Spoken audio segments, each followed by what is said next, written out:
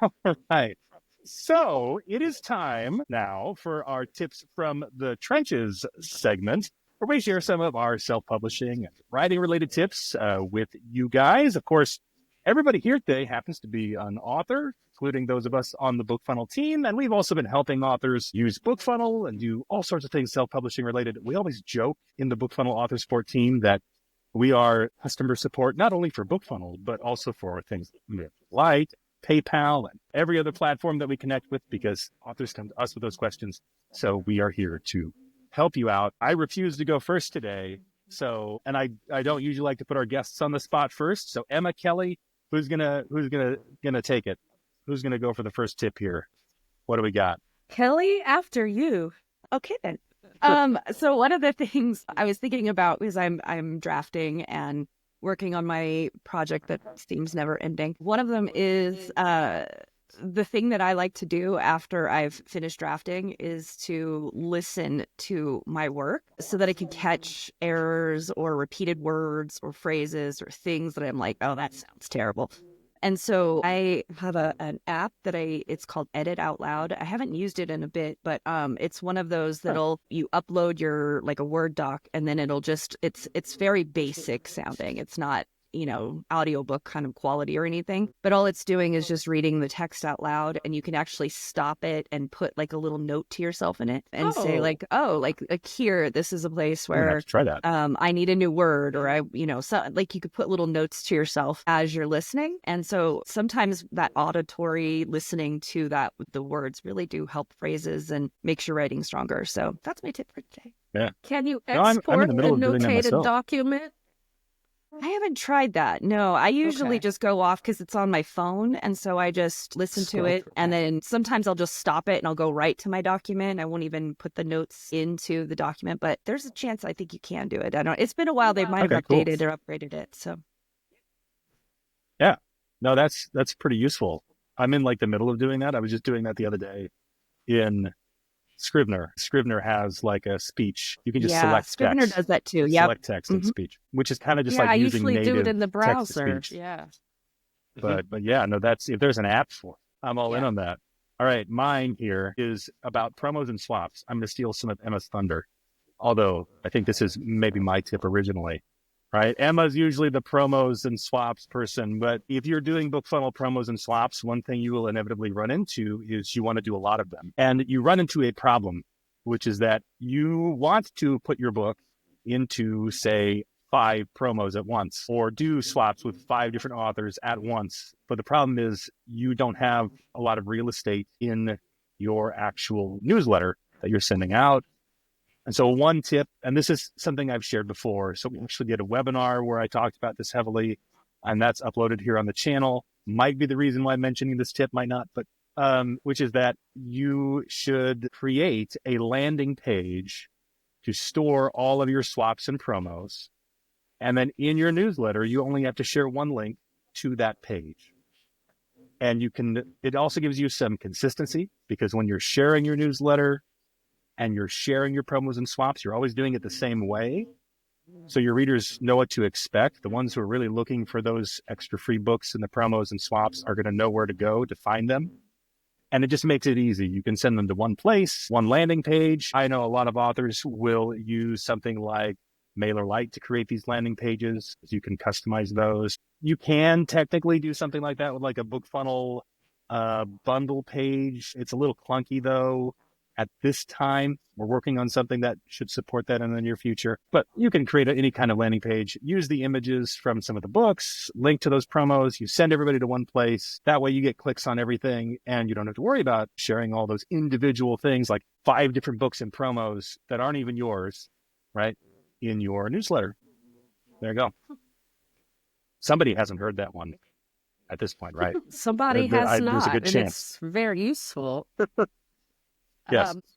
My tip will help you execute Jack's tip, so that's a good thing. And it's very simple, but something we often overlook when we're trying to mow through our admin for the day. But when you create a landing page on BookFunnel, and this tip can be helpful anywhere. Have a naming convention. So this will help you to search for your landing pages, so you are not frantically asking Jamie, where is the landing page attached to this book? But I like to use an acronym for a title and then underscore and then the traffic source. So I'll have like 6 landing pages attached to one book, and then it'll be LOCR, Lord of Curses and Roses, underscore Facebook's ads, underscore Wolfpack freebies, LOCR underscore, and then I'll just have a landing page for every moderate to significant source of traffic I expect. I have one general one for BookFunnel group promos because I haven't found the need to get too granular with those yet.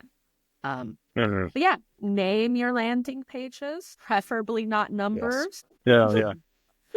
Yeah. This is something I do too, and I suggest to all authors who are new to BookFunnel, name your landing pages by what you intend to use them for. Because, you can, that way you can also see really easily where that traffic is coming from, right? If you're using, like Emma is using one for Facebook ads and using one for promos, you can see like, okay, this month, I got this many signups from a Facebook ad, and I got this many signups from the promos I was in, and that makes it really easy to compare those two sources. It's a good one. I've been using BookFunnel for 8 years now, and I have a lot of landing pages, and I learned very early on that I needed to name them really well, or it was going to be a huge problem. So yeah, I can easily tell what all my landing pages are, and not to be confused with the books. Like I think that was one of the things a lot of people don't get. Like name your book the book, and then the landing page is where you get specific about where it's being used. Sometimes I did that wrong. I'm like, what am I looking at? Like I only needed this book once. I uploaded it 4 times. That was wrong. Right. So yeah, there's a lot of stuff you can do to make future you happier. So my tip actually has nothing to do with marketing books and all about writing them. I've written a lot of books, and a lot of people, they say like, how'd you write so many books? Because I've written, I wrote 100 books in 4 years, and I'm a pantser. And a lot of people are really surprised about the fact that that I pants that many books. And I think I've maybe plotted like 4 or 5 books, and they ask me how I do that. And so the answer to how I do that is also like advice I give to a lot of authors. If you're having trouble finishing a book, or you find yourself constantly just cycling through the same part, you go back and you edit and you revise, and then you move forward. And then next day you're going back and editing, revising, you find your forward progress isn't that great. It's actually just to write to the end and worry about going back and fixing stuff afterwards. Because 99% of the time, you're going to have an epiphany. Like at the 4/5 point, 80, 90% of the way the book, you're like, oh my God, if I do this and this, I tie all these threads together, and I have to go back and rewrite chapters 3, 7, and 9. But you spent like 4 days re-editing those chapters already, and now that time's wasted. So I'm a really big proponent of just write to the end. And if you have something you need to fix, like you forgot to put, Jim in a scene, or something like that, just like make a note in your document, add Jim from the beginning of this chapter, and then just write as though he'd been there the whole time, and just like only go forward. And that way you can get the book done, because the edits you're going to do to the book when it's done versus the edits you do in flight are very different. And completely different. Yeah. Also, if you do a lot of that, you'll get better at writing first drafts, and eventually you could possibly even just hand first drafts off to an editor, which I personally think is like the ultimate goal of production. Like that's what like the biggest authors all do. Like Lee Child, would write a book, spend 2 weeks writing a book, hand it to an editor, never look at it again, just hand off first drafts and work 2 weeks a year. That lucky bastard. That's sort of like from a production standpoint, as authors, we always want to think about like, how can we get more books? How can I grow my backlist and give myself more avenues to advertise? And one of them is like writing faster and more efficiently. So that's just my thoughts on that. Right. If you're a plotter, I have no idea what you should do. Yeah, I'm a little bit of a hybrid, but I definitely I like to plot the big stuff. And then I did have like an epiphany, like you said, in one of my recent drafts, where I was like, the plot that I had written was like, I'm trying to ham fist them, like they're supposed to go this way. And then, just kind of like when you're putting pieces of a puzzle together, they just have to fall together. And you can't plan that ahead of time all the time. So no, you're absolutely right. Question for you. Those 100 books. You said 100 books in a year. 4 years. 4 years. Is that right? 4 years. Sorry, 4 years. Okay. 100 books in 4 years. Let me get that right. What was like the average length of those? Are we talking like, we're not talking like 100K books each, or we're talking like, just to kind of get a feel for the average is about 80 to 90K. Okay. Okay. Hey, I respect that. If I really sit down and I don't have a lot of distractions, I can write a 70 to 80K book in 7 days. Okay, Gotcha. can you define not a lot of distractions? Because my strategic now is like, wait a minute. Well, for me, it would require like 14 hours a day in a bubble, basically, to do that. Okay. I'm not a Okay. very fast writer. I can do 10,000 words a day, but it will take me 14 to 16 hours to do it. Are you a Sure. phoenix? I don't know what a phoenix is. I'm definitely a phoenix. Okay. Yeah. This is what It's one of Emma's Becca's always terms. introducing us to new terminology. Yeah. Okay. No, it's Actually- one of Becca's terms for Okay. somebody who will write a whole bunch in one go, like blaze like the sun, and then you crash and burn for a little while, and then you rise from the ashes and do it again. No, because I can That just might be me. I can just do it right away again. Sweet. Yeah, my peak year I did 44 Nice. books in 1 year. So there was a one point because that was back when we had 90-day pre-orders with Amazon. So if you made a pre-order, you had to get that book out in 90 days. At one point, I had 13 books that had to be written Yeah. within 90 days, and I did it as well. So Is this typing or do you dictate? typing, yeah, I can't dictate; it doesn't work for me. Yeah. So that's somewhere in the neighborhood that year of around 3 million. Like take your average, like that's over 3 million words, probably. Yeah, I wrote the Published it Bible that one 7 year. times that year. It was equivalent of writing the Bible 7 times. Right. We need to Right. do like the Holy Mal cow. Cooper challenge in 2025. Right. But some of us Right. might not live to see the end of it. I Yeah. actually don't recommend doing that. I'm a big fan now of working smarter, not harder. But at the same time, I grew up like on a farm, where you just like, you made the most of every day kind of thing. And so we have this, I grew up with the saying of like, make hay while the sun's up, which I think is it's pretty general. And I was like, I'm in the zone. I'm writing a lot.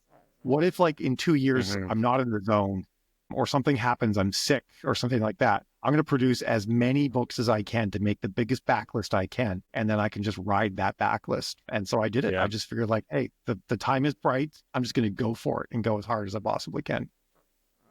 It's Yeah. amazing. Yeah. Wow. That's why I'm so excited No, for yeah. your conference coming up in November, because it looks like it's all about backlists and optimizing that. And I'm like, In November? so.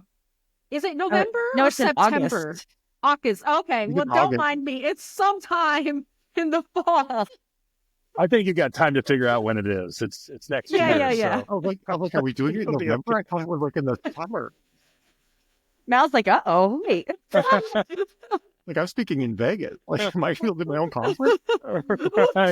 Right. That would be a busy month then, I would imagine. Mhm. Boy,